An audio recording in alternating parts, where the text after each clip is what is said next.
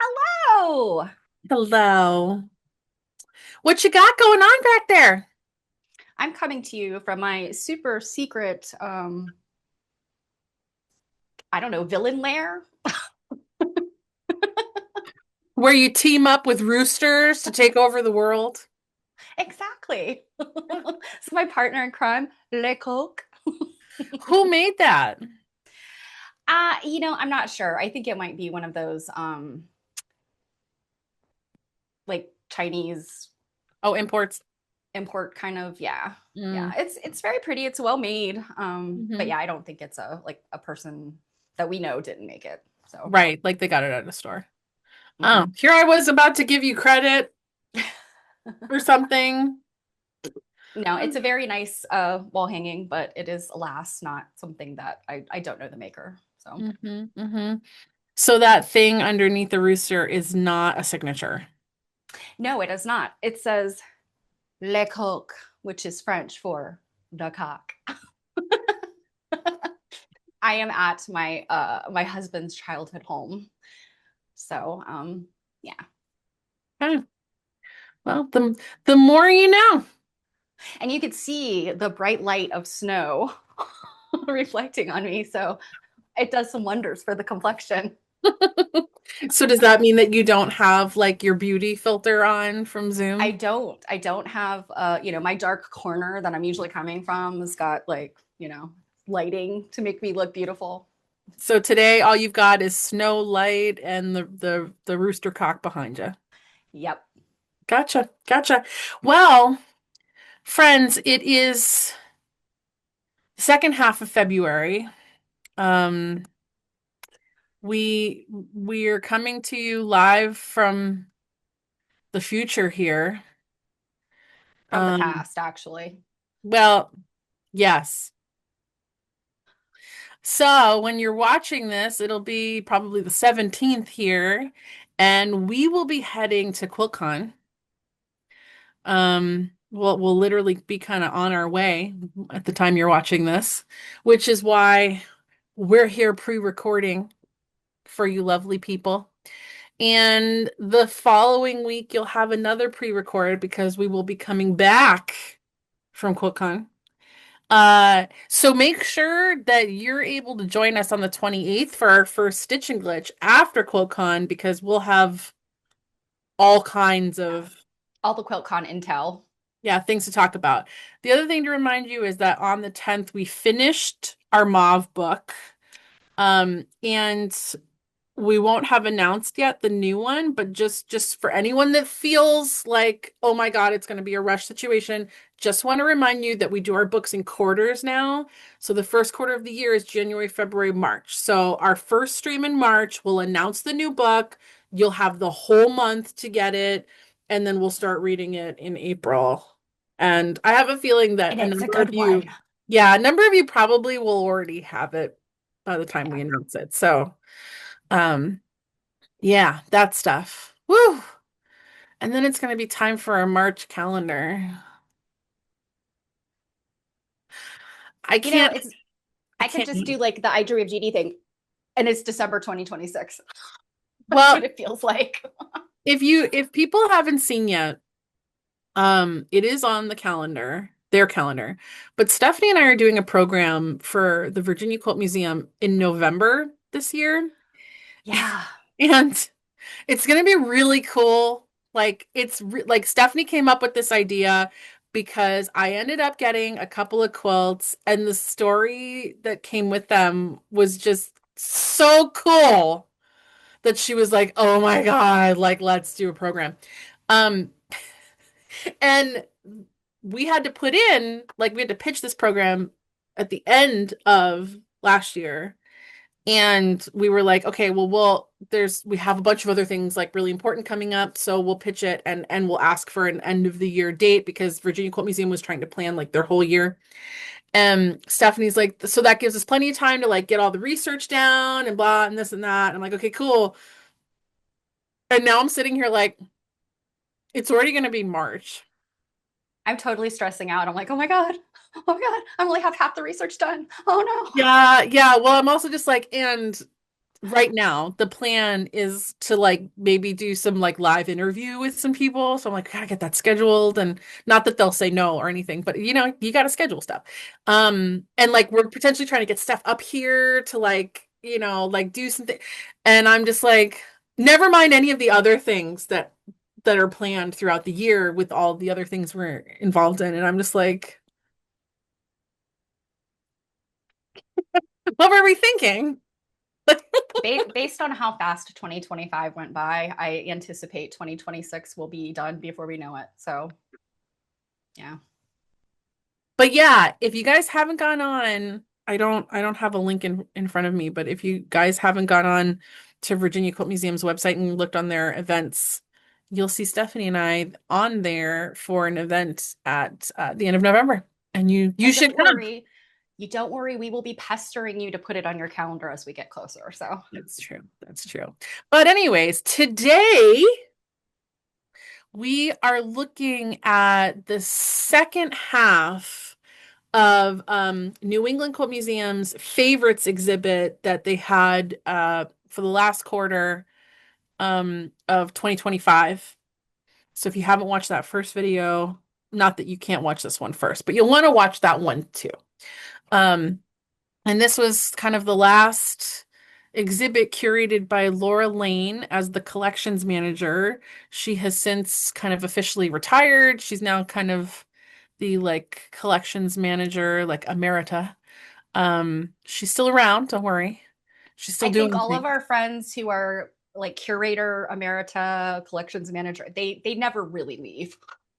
They like to come back and do things, or they lurk around the corner because they, you know, Yeah, well, and there's still like some projects and things that yeah. she was working on, and she's still involved with like the New England study group. So yeah, here's our second But half. I haven't seen the second half, so I'm very excited to see this today. I thought the Well, first half was really cool. it was very, and I think you will not be underwhelmed Okay. with this one. But for anyone that hadn't been around for the first one, or if you need a reminder, because it's been a minute, it's been a while since we did that video. So our intro here. So we have in both the Donahue Gallery and the Oh Genre wait, Gallery. you still got our calendar up. Did it just can't share things correctly today. Let me make sure I've got the whole screen. Now, do you see it? There we go. Yep. Okay.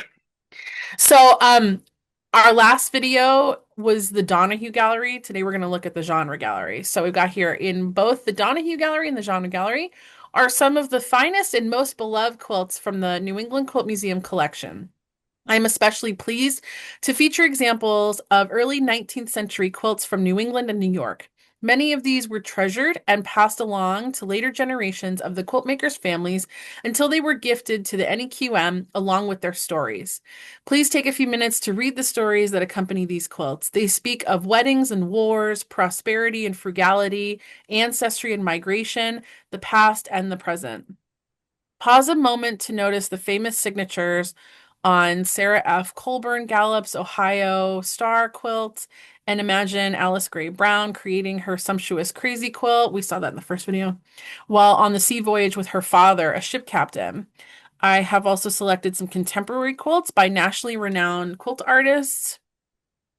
These quilts have ties to Massachusetts and represent some of New England's most innovative and influential pioneers of the early art quilt movement. In the 38 years since its founding, the New England Quilt Museum's collection has grown to nearly 450 quilts, tops, and quilt-related ephemera. On view in the Genre Gallery is the very first quilt ascensioned to, did I say that right? Ascensioned? A session? Uh-huh. Accessioned. I was like, I knew that sounded wrong. Accessioned to the NEQM collection. Nancy Halpern's Archie. Archipelago. There we Did we go. look at that one last time? I can't remember.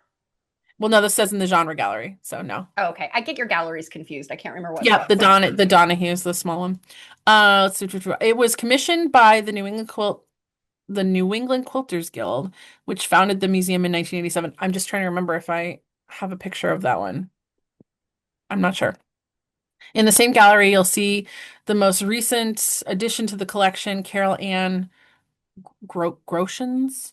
Gro Gro Gro does how do you okay. I don't know. Boston I'm bad Highland. with people's last names. Yeah, a gift of the artist. I'm just trying to remember if I took a picture of every quilt in that exhibit or not. I don't think that I did. So if there's one or two of these that we don't see, it's just because I didn't take a picture of everything because I don't always take a picture of everything. Just so that people can see stuff. Okay. That's the wrong. That's the I wrong remember one. this one. Yeah. Hold on. I had to pull up two different things. Here we go. So, um, one one thing that is very different about this gallery as opposed to the one we normally are in that has antique quilts in it often, and that's the small one, that's the Donahue gallery, is this gallery can be a lot darker because it's Mhm. so much bigger. And so then things have spotlights on it. So just keep that in mind if you're wondering, like, oh, when we look at antique stuff, I'm used to them looking a little brighter. It's because that gallery, the other one's a lot smaller, so all the lights are bouncing off each other. So, anyways, um, but yeah, some of these because they were a couple of these are like, the showstoppers. They're very early and they're very big. This one is big, but there's another one that's like really, really big. So is this one 1870s, 1880s? Is that your final answer? Yeah, for right now. Okay. Okay. Because I see something. I see something. Oh, I'm very wrong. I didn't That I know won't I didn't know the answer. I was I just will I will not embarrass myself by saying what I saw that I thought was. no, no, it's not embarrassing. What did you see that you thought?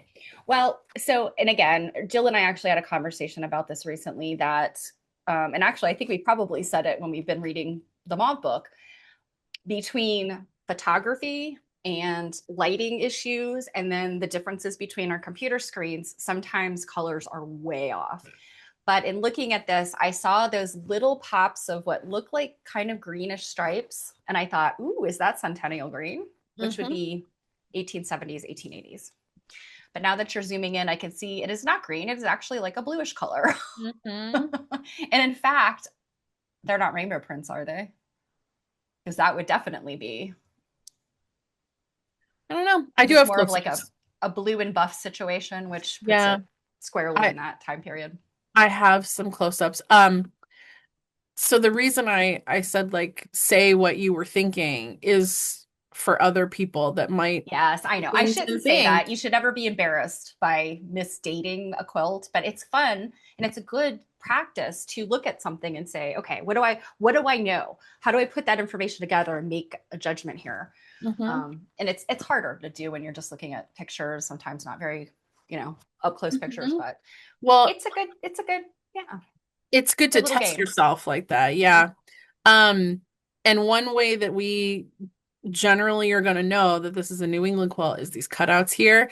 And Yep. the part here where it comes down to like where it would fold, these can be so many different things.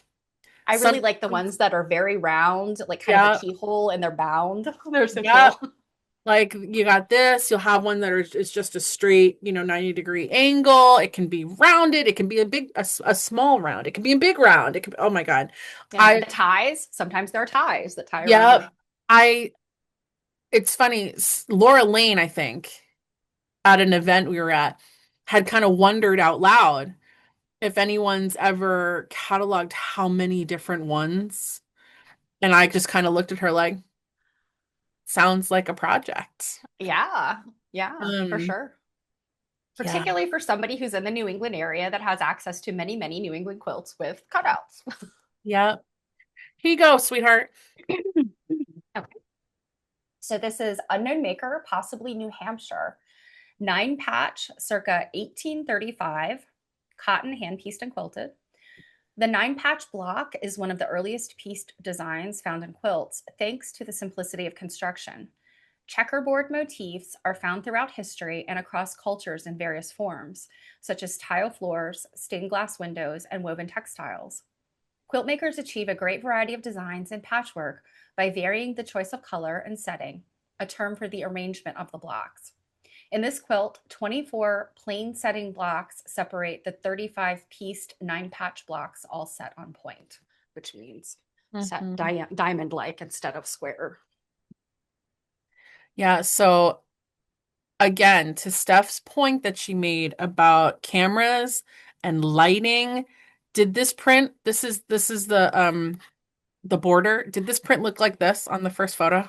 No, and I'm trying to wrap my head around what I'm looking at here. It's got like a very viney sort of Mm-hmm. print that's almost like it's almost competing with Yeah, the this like the background quilting. print that from far Yeah. away looks like dirt. I didn't think of it as that. To me, that vine sort um, of the little floral, it just it's different than I expected what it was from a distance. Yeah, well, and it's funny because I'm not entirely sure because when I took these photos, I wasn't with anyone to like discuss. But the original here, it gives some purplish vibes. Hmm. But then up close, it looks a little more gray slash brown, which purple can, fugitive purple can fade to that. But Hmm. like, looking at in this light, just trying to find a good, like it just doesn't look anything like when I get close up and get more light to it. Hmm. And also, this color on that first photo looks a lot more orangey brown than like this like Hmm. tan Hmm. type color. So it really goes This to I show think is a you. perfect example of quilts that often we'll see things and I'll say, oh, that looks like a pink, but then when you get up close to it, it's actually a very tiny red print. Hmm. And so I think that's what this is exactly that. It's giving you kind of a different vibe until you're up close to it. Yeah, which really goes to show you that you Yeah. should always be looking up close at, Mhm. And especially, but also far away because there's Mhm. like that dichotomy. Yeah, there's things you won't see. This is probably one of those earlier prints that was helping to date things. It's so funny. This almost looks like a reproduction print to me. It looks so perfect. Yeah. Yeah, there's some really nice fabrics in here. For sure. I don't know if I got that blue. Oh, I did. Oh yeah, that is a rainbow print, I think. Isn't it? You Or is know, it just the way the is it the printing itself? It almost looks like it's a sort of a textured. I cannot. Gosh, I don't know. Yeah, I can see kind of like there's a different like there's a value transition there, but I don't think that's like actual rainbow.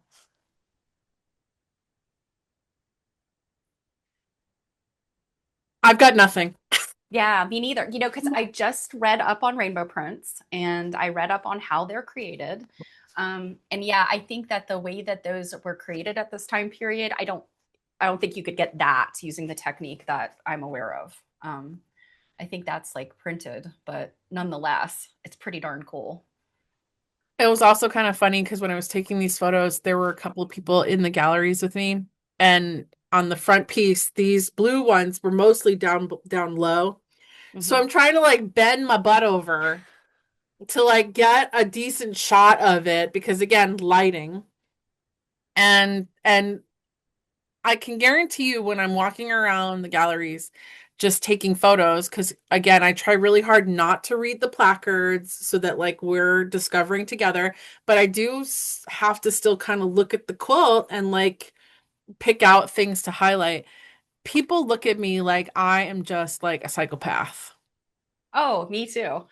And I take a lot of pictures for us, but also just for my own, like, I have so many pictures on my phone that I can't share because of like copyright and personal collections and things like that. But yeah, I'm the same way. Like getting up close, sitting on the floor.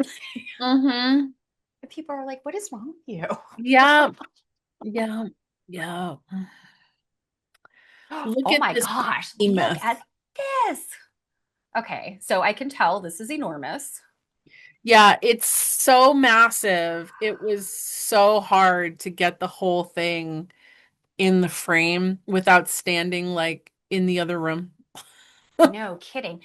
This looks like it's going to be amazing though, because I can see this kind of, it appears like it's a single Irish chain kind of pattern, but I'm wondering is some of that pieced, like stripy piecing, and then these sides and the foot look like a giant, like, is it chintz? I don't know. It's a This is one of huge those quilts job. that up close is going to be very different than the experience so far away. And far away, it looks very like modern art. Yeah, Love it. it's a huge job. And it's funny. I've wondered how this kind of bed topper would fare for those of us, well, Stephanie, you, that like roll around like pigs in their sleep. Well, like for me, I will tug a quilt. Like if it's falling down, I'll tug it back up. But otherwise, when I move around, I'm one of those lift the blankets and roll underneath them, Mm, where my partner is what happens happens. And yeah. with a drop this long, that's going to make the quilt heavy to to move around. I almost feel like is that how we should be doing all these things? Is we should have like long drops that are like weighted or something so So that you're like, I can't move. well like you could move, but you can't like you have to lift and move. Mhm. For those piggies that like to roll around. Yes, I'm very bad at that. I'm very, very bad about Mhm. that. So this is Maker Unknown, probably New England, double four patch quilt, circa 1850, cotton hand pieced. A strong clue that this quilt was made in New England is its construction, which accommodates the posts at the end of the bed. Bed sizes were not standardized until the early 20th century. So beds were made in order, I'm sorry. So beds were made to order in the size desired. I actually kind of wish they still did that, which I'm sure there's a company that does, but Yeah, maybe. here the mattress was 51 inches wide by 66 inches long, and the top of the mattress was at least 32 inches off the floor. Today, the standardized full-size mattress is 54 by 76. Oh, I actually have a full size right here. The assumption is that people were shorter in the 19th century because the beds were smaller. In fact, it was the custom to nearly sit up in bed while sleeping, Yep. supported by bolsters and pillows. Really?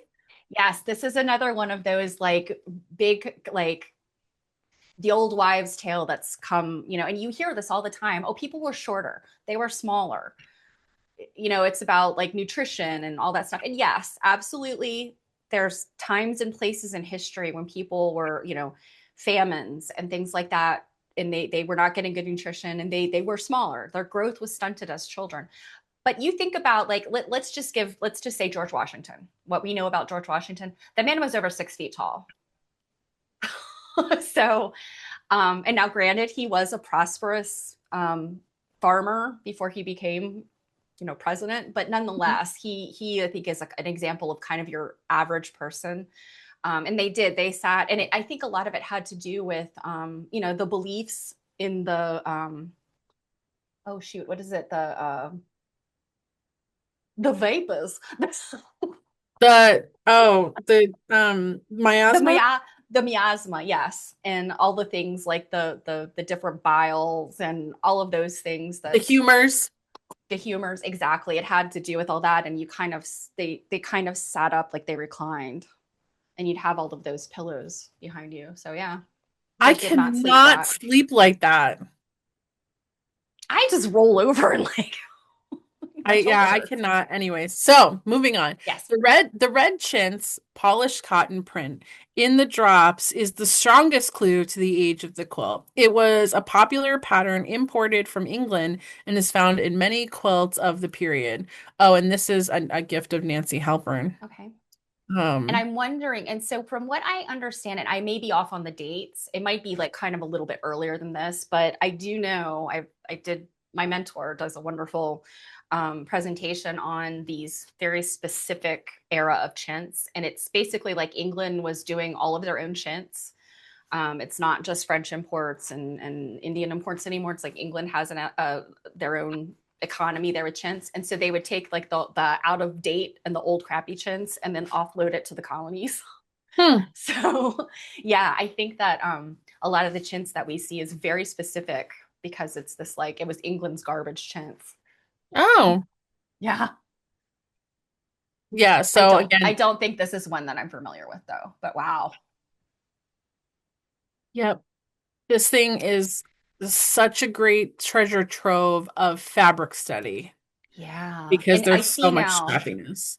Yeah, I see now. So I see now the double four patch. From a distance, because of all that scrappiness, it looked like it had that Irish chain sort Oh of. no, it's definitely set in that kind of pattern. Yeah, but it's not. I can see up close because you've got these like blank, just plain blocks in between. Hmm. But yeah, it So definitely I see gives now. gives that kind of pattern. Hmm. But yeah, this it was hard. So like there's like this fine line between like taking some photos and literally taking like an X-ray of the entire quilt. Because I'm like, oh, look at this fabric and look at this fabric. Like, Yeah, um, these are the quilts that I have a hard time tearing myself away from because I'll see like one last fabric. Oh my gosh, and mhm. one last fabric. Yeah, and a lot of these, we've seen when especially like this one here and this one, like when we're studying other stuff, like look at this one up here. And then I think that's Um, an indigo right above, right at the top there. this looks Might have been indigo. an indigo. This Hmm. looks indigo. Like look at this green. Yeah, that's a very yellowy green. Hmm. With like this like it makes me wonder if it used to look something different because you see these spots Mhm. of like blue The blue, yeah. and then like this like cute print on it. Like I don't think I've seen this before. The little sprigs. Hmm. Now that one below that looks like it's kind of a beige and blue sort of like bouquet sort of stripy. I actually have a repro fabric that looks a lot like that. Which one? I don't know if you can see you may not be able to see No. my it's right here. Can you see? No. No. This one? No. At the bottom, but not quite the far right. That, yes, that. This? Hmm. Okay. You Yeah. just said like beneath it, and I'm like, there's a lot of stuff.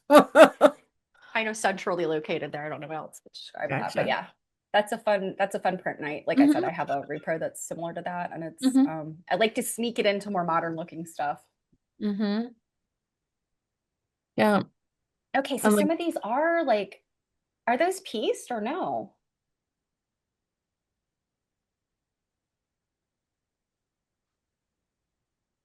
That's literally a striped fabric, or yeah, is I it? don't think that's piece because this thread right here is part of this quilting line. Hmm. Yeah, I think it's just a stripe. Interesting. So there's a number of striped prints in there though, because I could see like a sort of Yep, a here's one. gold or yellowish. Yeah, and the brown. I'm just not familiar with some of these fabrics. I haven't seen them No. before. But then like this little square right here, that's pieced. Hmm. This square right here is pieced. That teeny little triangle. Wow, this is a very interesting quilt. I like this. Mm-hmm. I very much like this quilt. Mm-hmm. Oh, that's for something else. Moving on to this one. Mm, If you okay. don't like this one, that's okay. And this is one of those ones where that medallion in the center is generally why I don't love chintz because in until I got to know chintz, that is what I thought of when I thought of chintz.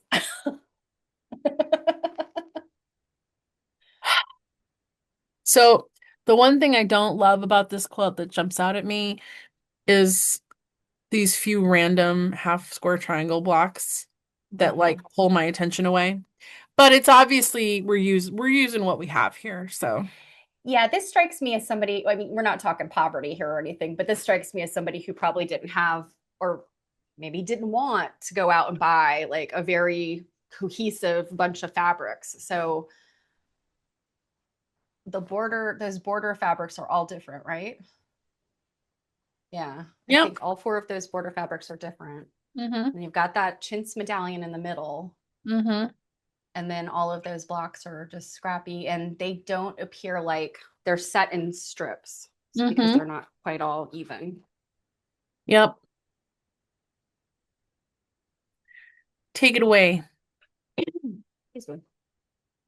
Unknown maker, possibly Albany, New York. Central medallion patchwork, circa 1880. Cotton, hand pieced and quilted. Many quilts pieced of figurative chintz, glazed fabrics survive in the United States, particularly those made in the mid Atlantic and southern states. These fabrics were exported from England in great quantities after the trade embargoes of the War of 1812 were lifted. However, the fabric remained costly due to its high quality and complicated production processes. The motifs found in the central panel of this quilt were often cut out and applied to solid white cotton backgrounds in a technique known as cut-out chintz applique or broderie purse. This method was adopted to use a small amount of fabric to cover the surface of a larger quilt. It is rare to see the panel in its entirety. The majority of the fabrics surrounding the central medallion are prints typical of the period from 1810 to 1825. The cheater cloth, or pre-printed patchwork backing fabric, is of a later date than the top, indicating that this quilt was made at least 50 years after the top was made. So there's a cheater print on the back. Yep. This one.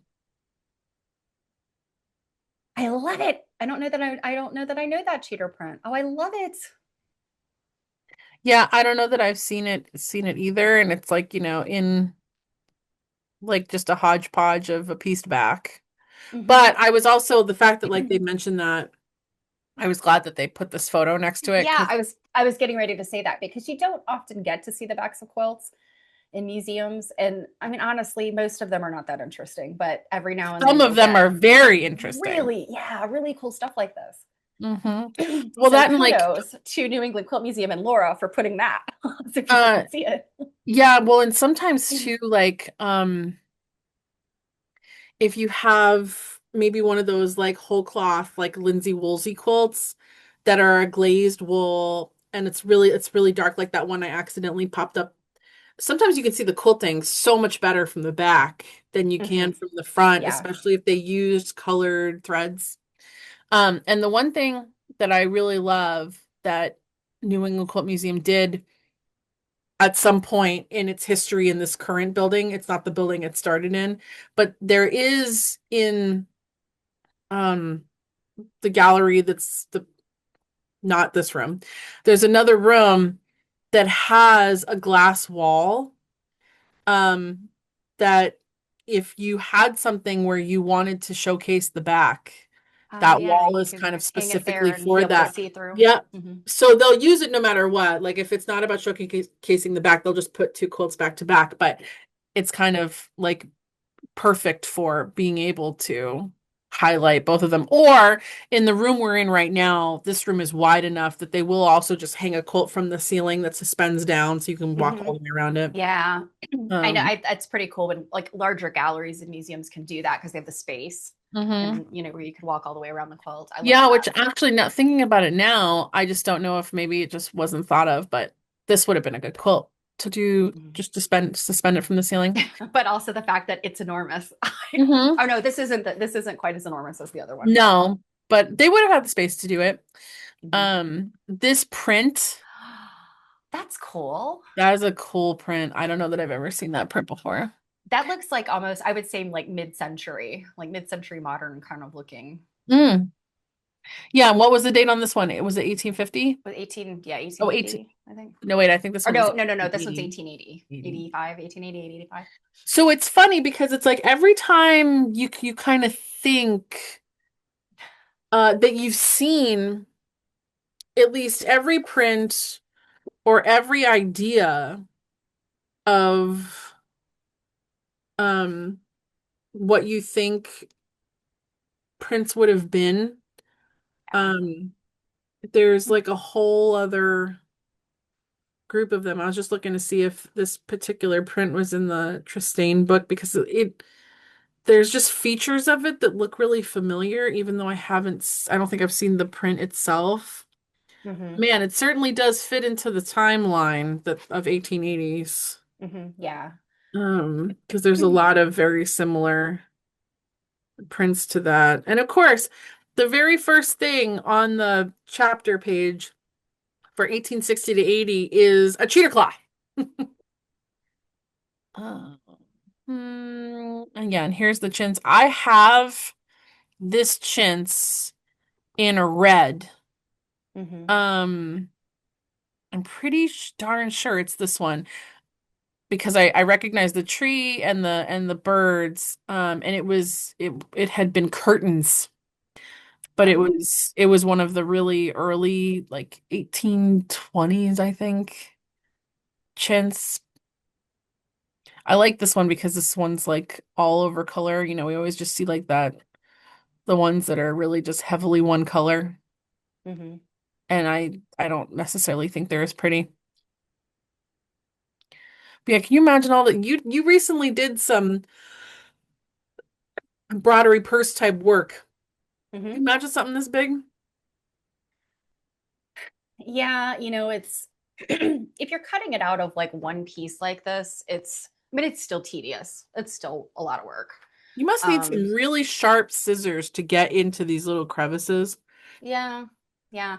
And I've seen now a good number of quilts that employ rotary purse, and some of them are so meticulous where they literally have very little border, and if you're not familiar with rotary purse, it's where they've taken these elements as it described in the placard, taken elements that like maybe cut out that pheasant or cut out the tree or cut out one of those flowers and then applique it by itself. And sometimes it'll have like a big old border and it'll be, a little sloppy looking. And other times it's meticulous. They have gone in and like appliqued in all of those little like nooks and crannies. And it's amazing. That part takes a long time, if you're going to do it like very, very meticulously. Hmm. Yeah, I don't plan to do that It is meticulously. kind of an interesting exercise, though, to pull motifs out of different fabric and build like a new It's like image. Or collage work. yeah, yeah, yeah, I have done some collage work. yeah. Because back then they were again trying to stretch a piece of fabric that was pricey, Hmm. and very trendy. Yeah, here's some fabrics. Again, stuff I haven't seen before. And That it's all stuff I would have bought today. yeah, yeah. I mean, this palette is not my jam particularly, but there's that blue one, and then kind of catty corner to it is the tan one there, kind of on the left hand side. Yeah, um, the other way, catty corner the other way. There's like it's the same fabric, it's just different colorways. The You see same what I mean? fabric. Oh, this one. Yes. Hmm. Um, and then down closer when we were looking at the medallion, or maybe it was the picture before. There seems like there's a like a more brown version of that. Maybe it wasn't around the medallion. It might have been the picture before where you were showing. Oh, Mm, yep. yeah, there. Okay, so that's the same one. I think Mhm. it's not a third one. It's that same tan. No, I I always think it's like to, darker. yeah, I like to find things like that because it's always surprising to me to think like, oh, they had fabric collections. Like, these printers made the same thing in different colorways. Like that's nothing new. I really love this one here. Yeah. It's like that tan and then like that like pinky blue. Go ahead and talk about your fabrics here for just 1 second. I have to blow my nose. I'm sorry. And I know, Well, oh my God, can I not like uh Do you need to hide yourself while you blow your nose? I was going to, I'm just going to mute myself. Okay. So one thing I was going to mention, that sort of wiggly line little sprigs. I love that type of design. I actually bought some fabric. That's maybe been a little while ago, but it was that same thing where, and it was a modern fabric, but it was where they'd taken little clusters of bitty flowers and then, but they put it in this kind of like serpentine sort of You're talking about layout. this, So then from no, the one that the this lighter one. colored background that you had said you liked from the beginning. Oh, this one. Yeah, that one. Yeah. Because from distance, it looks like stripes. And then once Mm-hmm. you get it closer, like, oh no, this is not stripes. These are, cute little sprigs of flowers. Mm-hmm. Here's two that are the same fabric, different colorways right here. Yep. Um, yeah, So yeah, I would say this person, while, they kind of went at this sort of scrappy, they clearly had access to, maybe their mill ends, or maybe they just have access to this kind of fabric, hmm multiple colorways. I'm very curious as to what this fabric looked like. Because just having like this couple of swirly, like flowery parts, and then this is kind of plain. I'm very like, I would like to know what that looked like. Oh, I love this. Oh, well, then we'll skip this one. Um, yeah, this one's cool. And then I love how, like, from far away here, you can really see the quilting because it's so hard Hmm. to, like, get lighting just right so that you're able to see the quilting. Yep, yep. All right. So this one we've got perhaps Vincy and Miller. Connecticut, album block with four-leaf applique circa 1850, cotton, hand-pieced, and quilted. This quilt has features of the Connecticut style of album or signature quilts popular in the period from 1840 to 1860, but it does not have a signature in each block as usually found in these quilts. 42 hand-pieced chimney sweep blocks are set on point. Instead of the lattice strips that usually generate the piece signature blocks, white blocks containing four-leaf antique motifs alternate with the piece blocks. John Applique. Reese applique. Applique motifs alternate with the piece blocks. John Reese donated 9 quilts that were made by 3 generations of quilt makers in his family in the Middletown, Connecticut area. Some of these quilts had the makers' names written on cards sewn on them, but this one did not. Based on the family genealogy, it was most likely made by Vincy Ann Miller.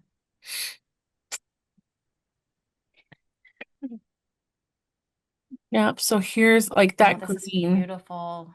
And it's like roughly all the same fabrics. I think there might be some blocks that aren't, but Hmm. that blue and that green. Yeah, when you first pulled this one up, I thought, I'm positive this is an antique quilt, but it could have been a contemporary quilt. Hmm. I think people that not really reproduction, but I think just kind of these sort of classic block types. I know lots of quilters that like to make these, and they're not going for a reproduction look. They just like the classic, the classic blocks, and that's what this reminded me of. Mm-hmm. This I'm is I'm really obs pretty. yeah, I'm obsessed with this blue. Yeah, and then we've got some differing blue with the pink, which is interesting because even though they're different and semi-scrappy, if we go back to the beginning here, they're somewhat planned out. Because you got like the Mhm. blue and pinks up here, you got just a couple here, you got like a couple here, but for the most part, it's like around down here. So they were trying Yeah, to, she interspersed them. So they're not like the ones that are at the top and the bottom are very noticeable because they almost look like a border. But Hmm. these couple just kind of hiding in here that are a lot lighter are far less noticeable. A very good friend of mine made a quilt using that block for her daughter-in-law, and she said, this block has a lot of different names, and we know it as chimney sweep, kind of the antique name, but it's also just called a friendship block. because Mm-hmm. it has that cross shape in the center where you could write something or Mm-hmm. applique something. And I think actually I think she did some embroidery in the center of those. Very pretty. I like that one. Oh, now this is interesting. Yeah, I think this is what is this like turkey tracks, something like that. This one's very, this one makes me feel like very fall. Hmm. There you go. Minerva. So Minerva Elizabeth Bromley, Rutland, Vermont. Oddfellows Cross Quilt.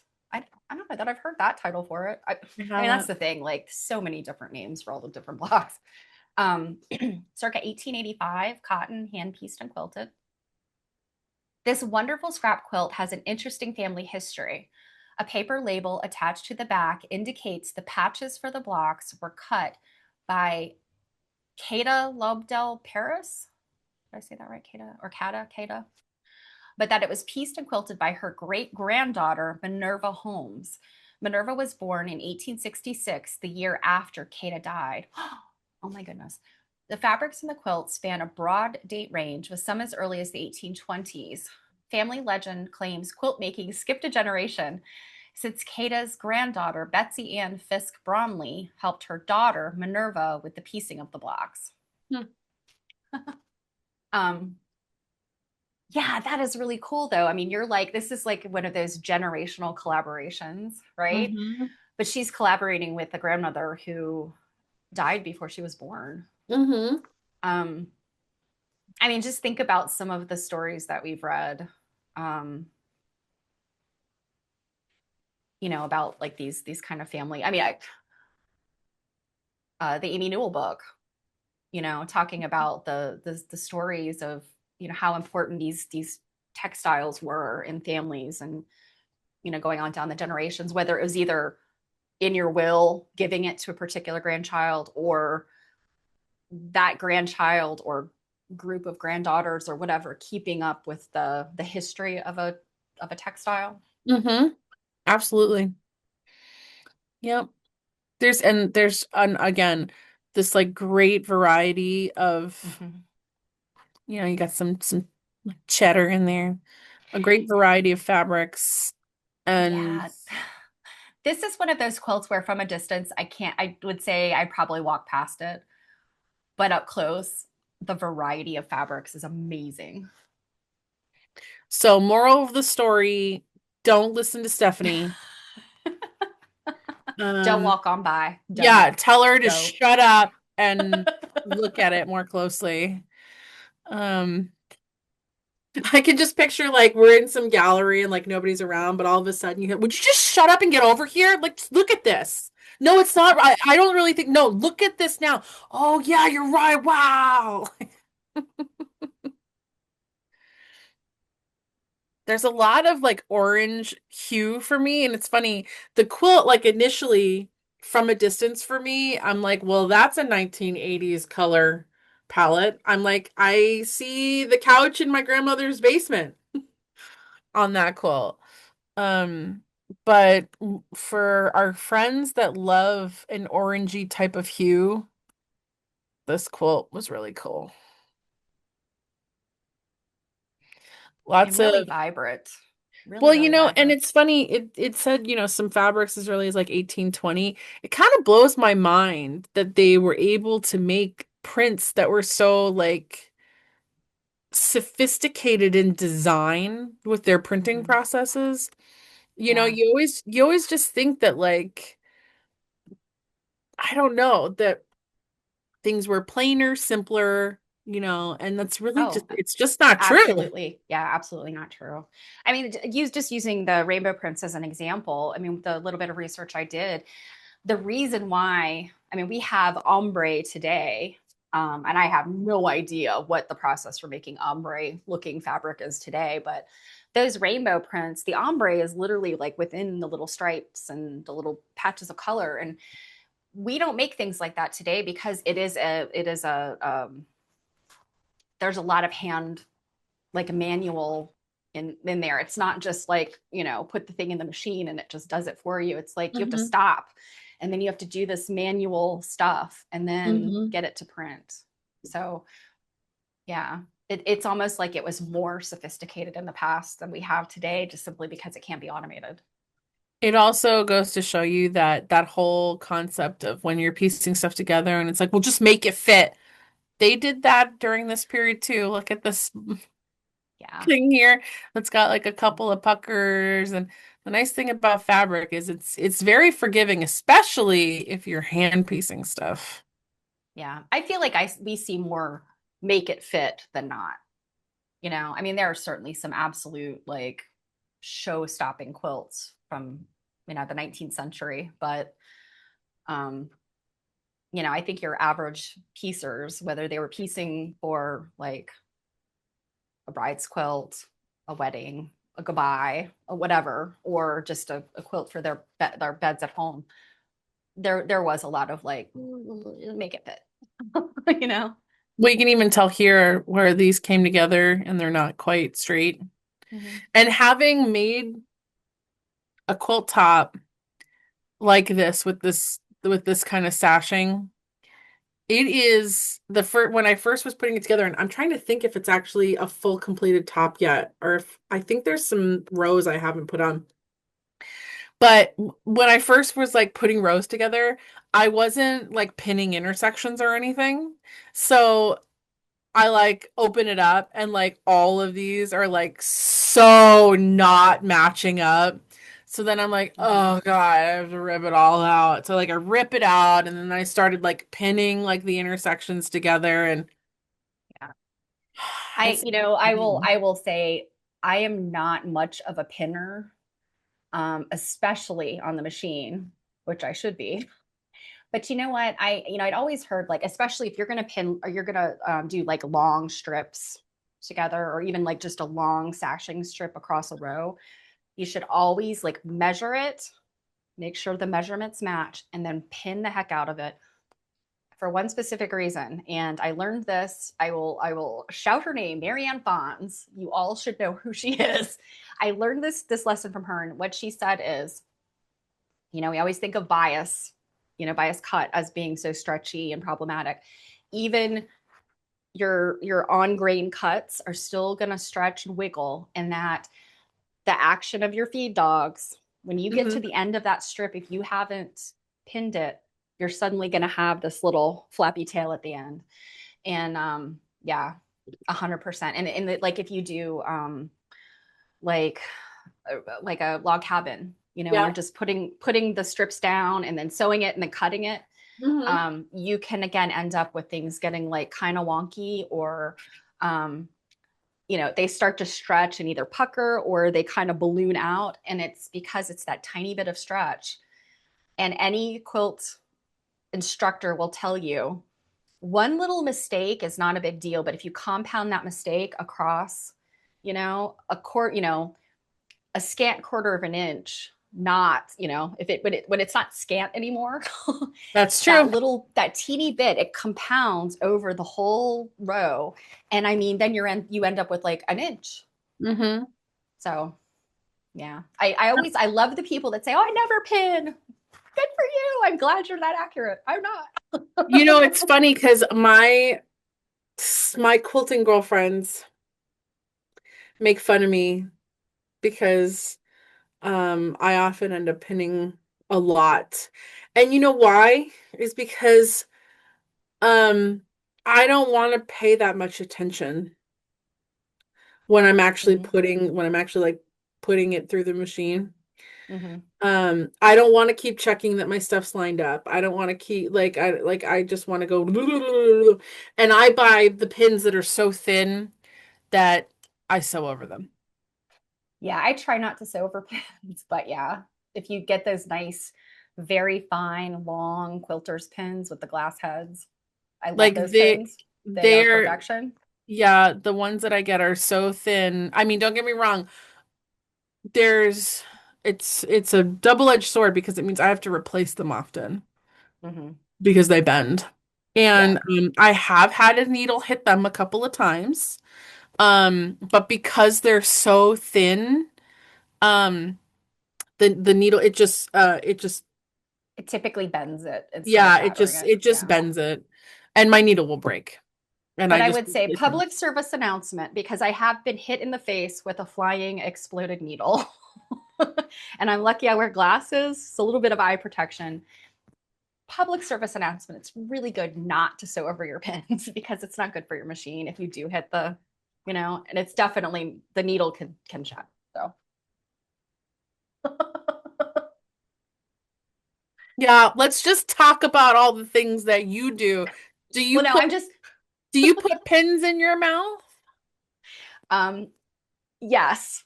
And my disclaimer there is don't do that. I've seen the forensic pictures of what happens when you accidentally swallow a pin. Ooh. Not just swallow, inhale. Yeah, yeah. There's, it's so funny, like, not to digress, but quilting related injuries are for real, y'all. Yeah, if you've ever been to the Mutter Museum in Yes, Philly, that is exactly what I'm thinking of. yeah, Is that they have mhm. this whole thing of like things they've found in bodies and the amount of like pins and needles and Yeah, that like display was actually from one doctor. He was I guess he was an otolaryngologist, like ear, nose, and throat, I think. I don't And yeah, remember. he started keeping the stuff he pulled out of patients.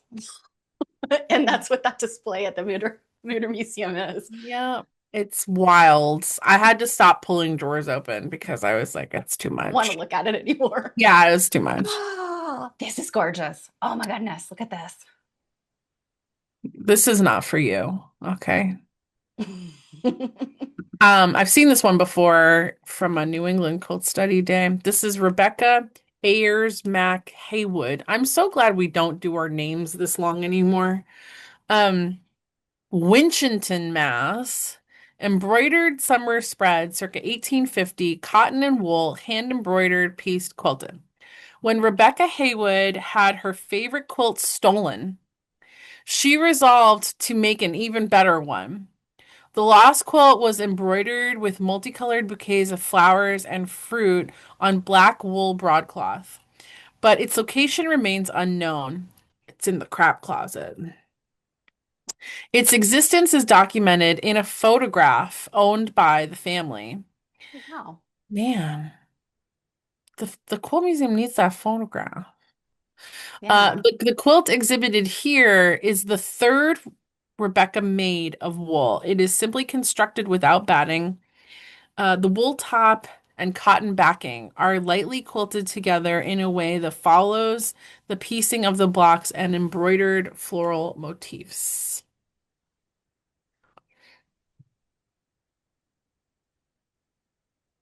Oh, interesting.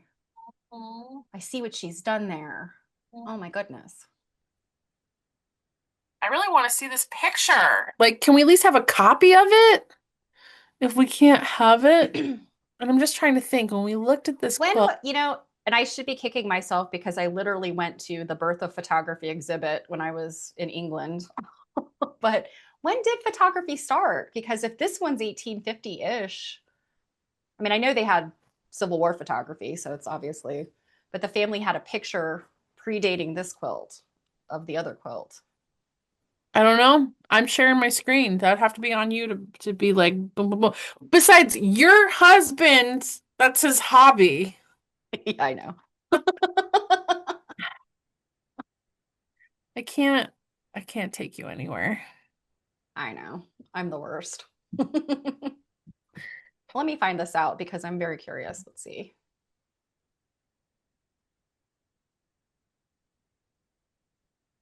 Some cute strawberries on here.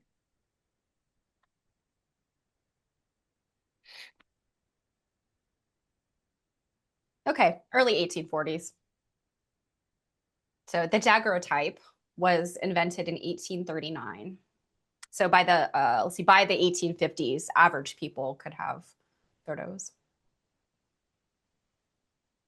And we don't know from that placard which class we're talking about here with this family.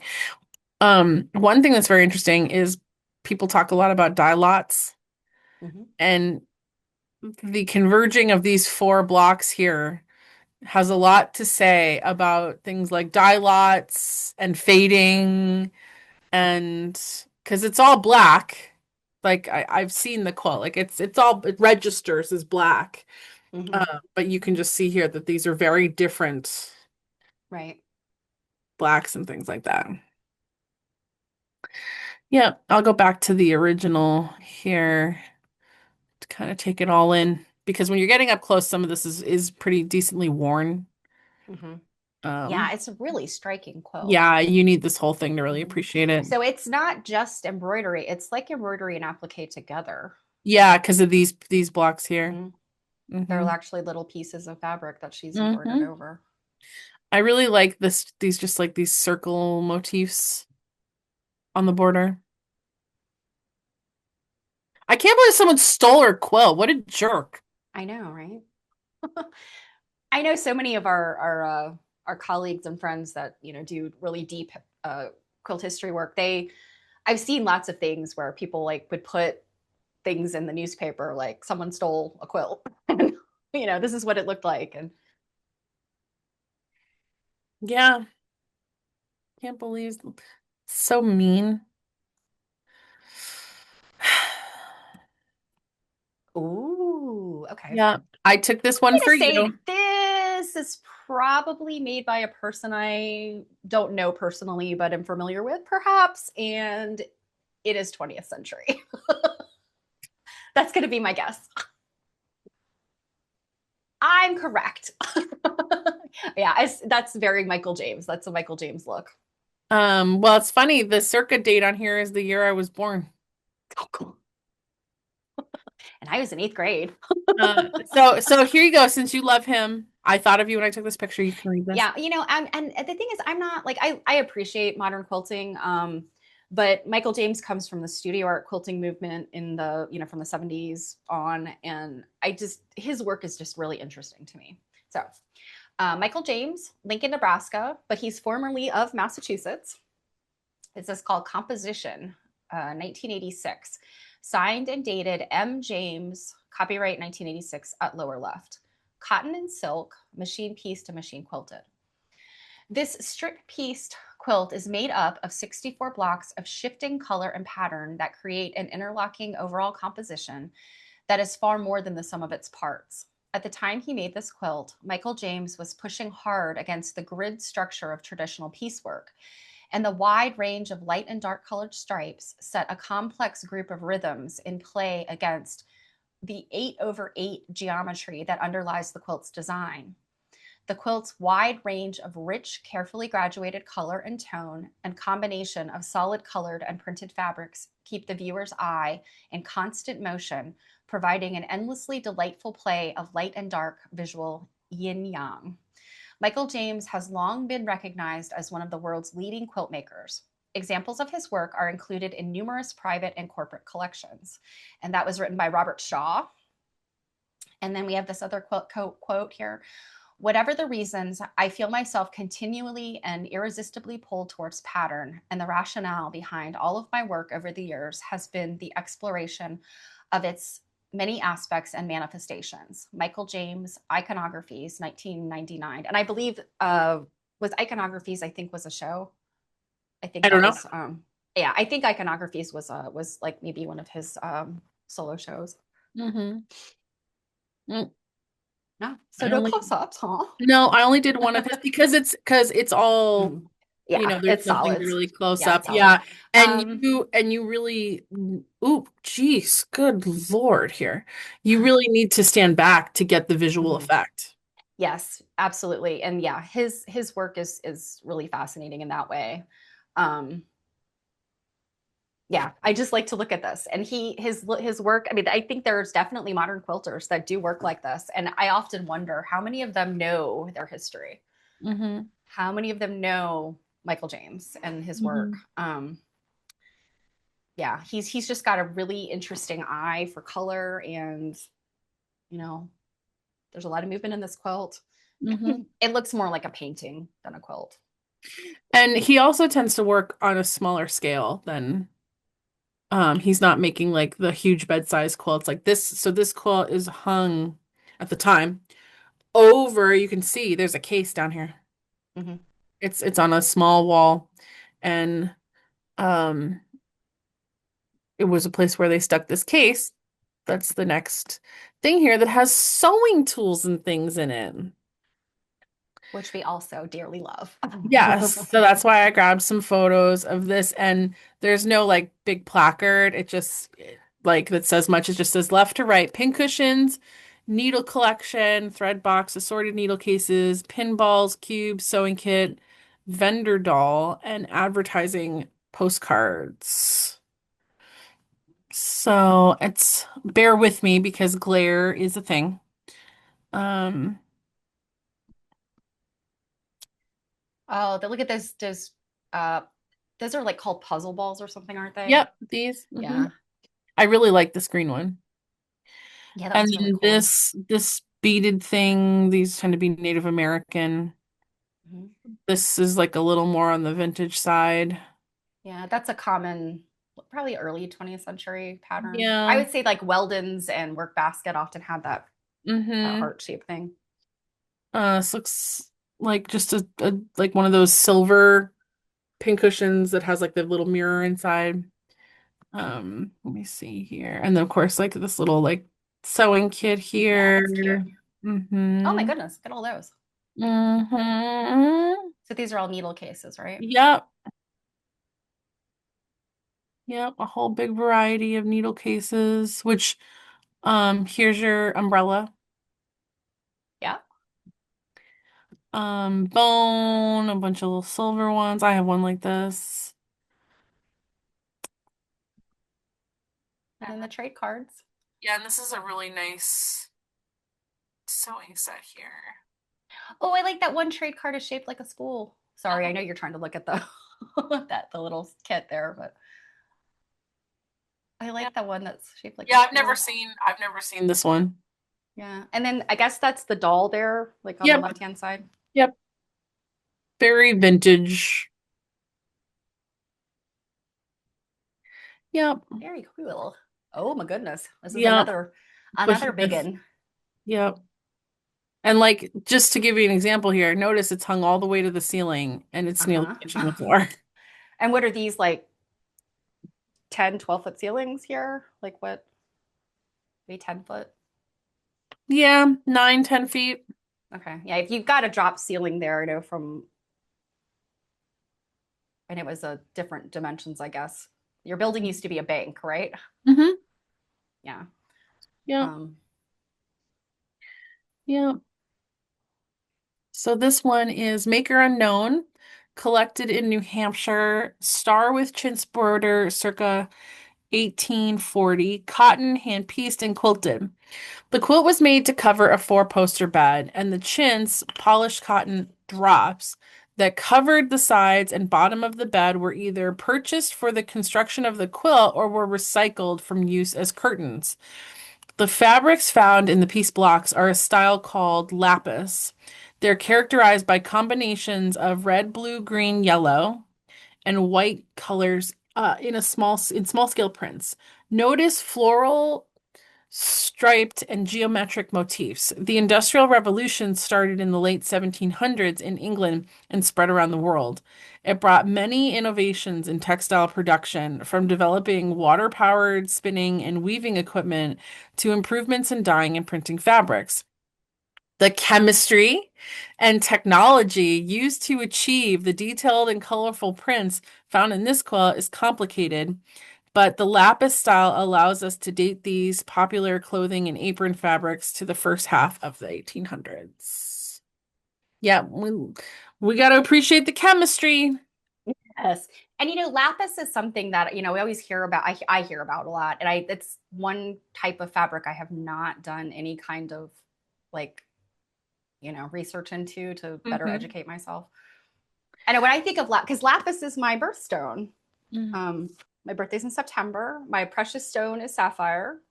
My semi-precious is lapis. And I think lapis, I mean, sorry, sapphires, but I think lapis are very pretty. They often have like gold in them. Um, Do you want to trade? Like, because I'll take your precious, like mine's garnet, uh, and I don't.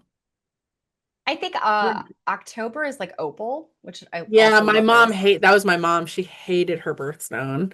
Oh, Um, really? I would rather a sapphire than a garnet. Well, anyway, long story short, when I hear the term lapis, I just think blue. And think of the other blues at the time of indigo Hmm. and then Prussian blue. Hmm. Those are chemistry related, but it sounds like lapis prints are, Something different. yeah, they're not what I think they are. So Hmm. let's go. Let's look at this quilt. I wanted to get a picture of the knife edge The binding knife here edge binding, very yep, nice. because we're not often appreciating bindings. Um, and then here's our chintz border, which is not a chintz print I'm used to seeing. Yeah. When I see prints like this, these kind of very large floral kind of things, I mean, I recognize it as chintz, but to me, I always just think like mid-century, like couches, you know? Um, Yep. and obviously if you've got like say a bark cloth or something from the 50s and put it next to this, you definitely see the difference. But just when you're kind of like thinking in your imagination and like trying to remember what things look like, you can you Uh, can you can see where the things have influenced design over the decades and yep. centuries. I am picking up what you're putting down. So here you go with the Okay. lapis. We definitely see these prints. It's just I Hmm.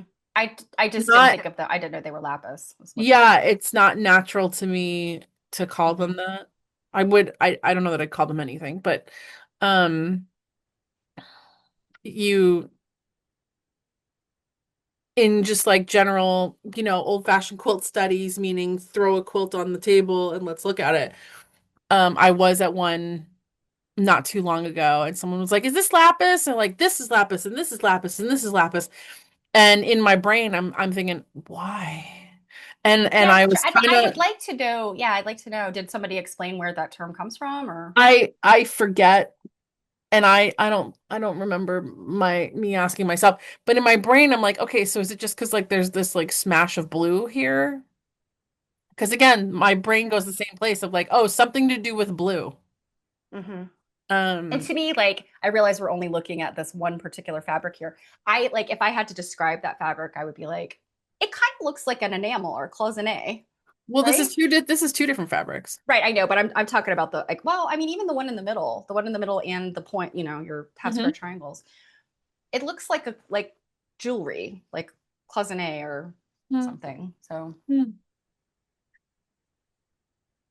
Here's a really deep, deep, like a blue, like an indigo type blue. mhm.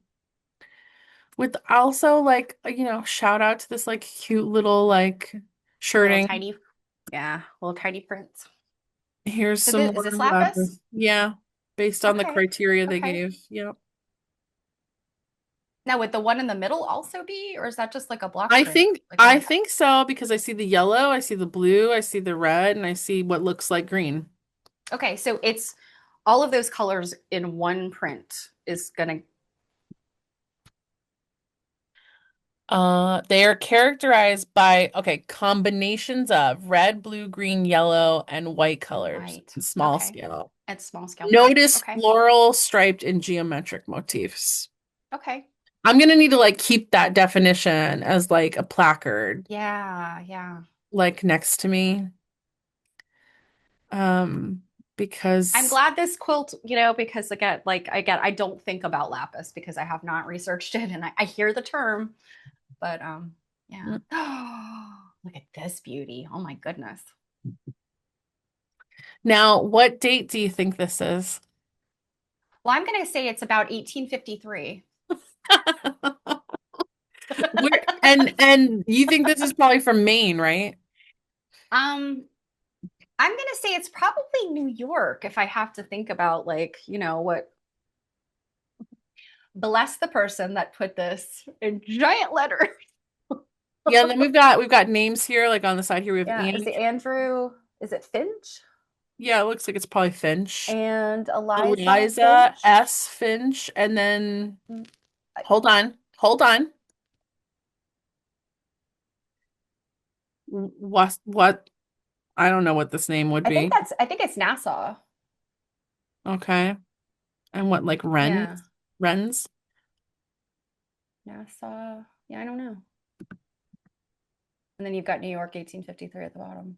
Hmm. Hmm.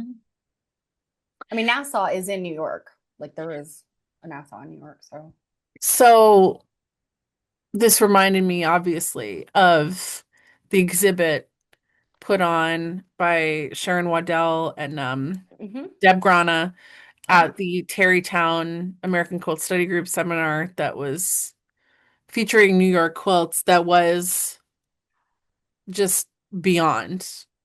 Um, and you can go back. We did do a stream hmm after that seminar looking at that exhibit where if you think this particular quilt is stunning, it's an exhibit of just quilt after quilt after quilt of like this kind of level of awe. It was nuts. Stephanie and I were running around in there at the last minute because we were so busy doing other things that we like remembered at the last second, like, oh my God, the quilt exhibit. And we're just like, I oh, was, yeah. look at this. that exhibit, that exhibit in particular, you were not actually there when I was doing the final footage. Mhm. Sharon was coming around behind me taking quilts down as I was taking the pictures of them and getting the little bit of video footage. Yeah. Yeah, it was crazy. Here you go, dear. Unknown maker, New York. Finch quilt, 1853. Cotton, hand pieced, appliqued, and quilted. This indigo and white quilt gives some clues to its history on its borders. Eliza S. Finch and Andrew Finch, Nassau, so Rennes, R-E-N-S. Oh, I see. Oh boy. Rensselaer. Rensselaer. Rensselaer. Rensselaer. Okay. So a county that sounds like it's probably of Dutch extraction. New York, 1853. The 1860 census lists an Andrew Finch, age 66, and Eliza Finch, age 40. A little bit of an age gap there. Living in Nassau. I'm not going to try to pronounce that county again, New York. If this is a wedding quilt, as some have suggested, it was a later in life marriage or a second marriage for one or both of the Finches. This theory is supported by the census, which also lists a 21-year-old named Myron Green living in the household. Perhaps Myron was a son of Eliza from a previous marriage. Hmm. Yeah, that kind of information tracks for me. Hmm. Hmm.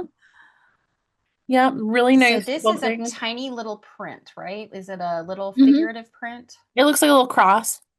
Mm-hmm. Oh, I see. And I Hmm. mean, that's a very modern looking fabric. Yeah. I want to say cotton and steel, or somebody had a print just like that within the past decade.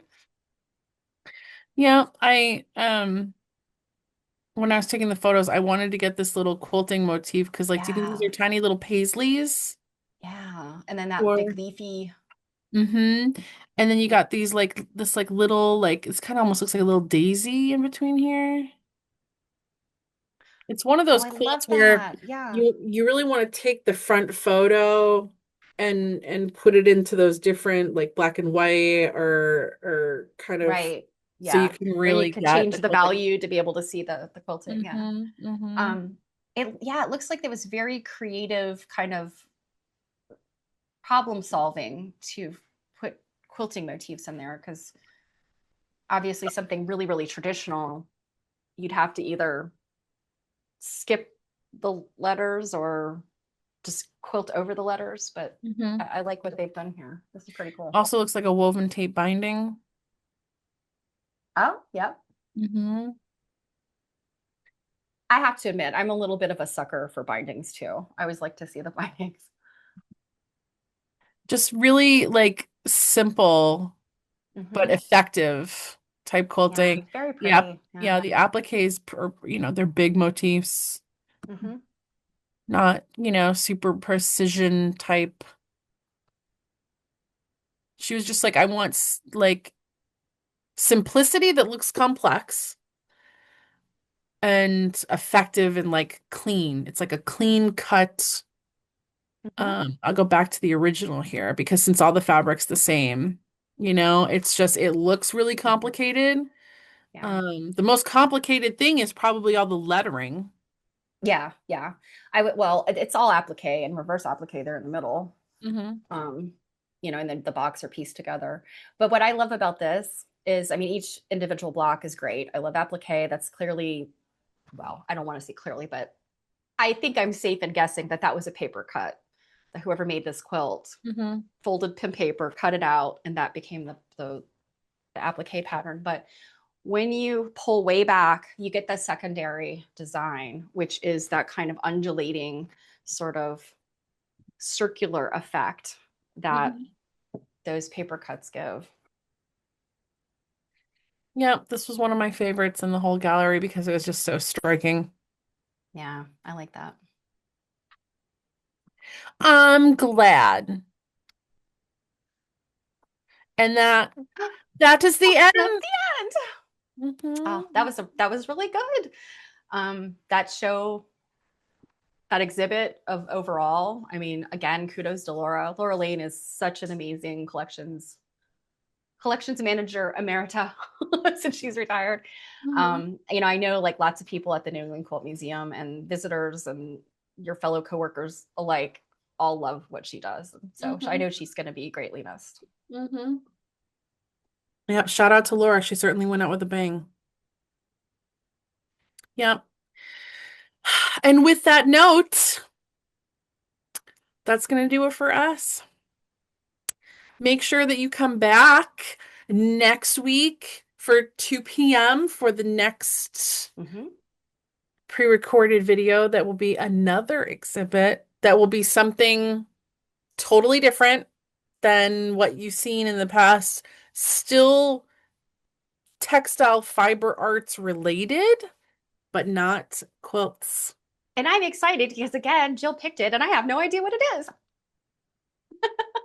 But also, if you're watching this on the Tuesday it has dropped, just keep your eyes peeled. We cannot make any kind of guarantees, but while we're at QuiltCon, we're going to try to do a pop up. It really just is going to depend on connectivity, where we're staying, and Mhm, all that mhm, stuff. So, mhm. obviously, if we can't do it, we will do lots of pictures and intel and all that kind of stuff when we come back.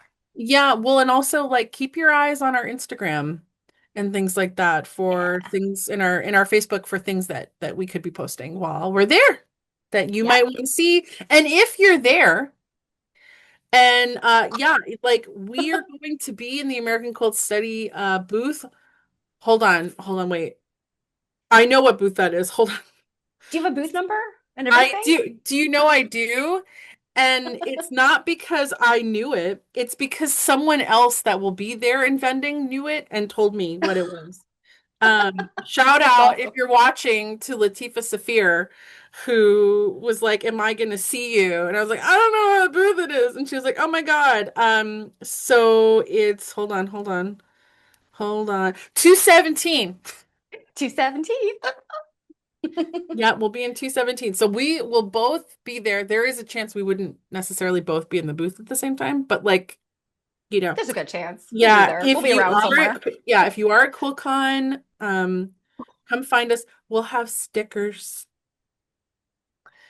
And just and photo opportunities. I mean, come on. Don't you want a photo with this and with that? oh my God. What are we gonna do, Stephanie, though? Like, are they even gonna recognize you without your Zoom beauty filter on? Who knows? We know that you are recognized by the sound of your voice. That's So, true. That's true. I'll be sure to talk a lot, I guess. well, if we miss you at QualCon, circle back. Yeah, we'll be back with that's why we planned a stitch and glitch for right after we get back. It's because we will have missed you guys too. So Yeah. All right. have a good one.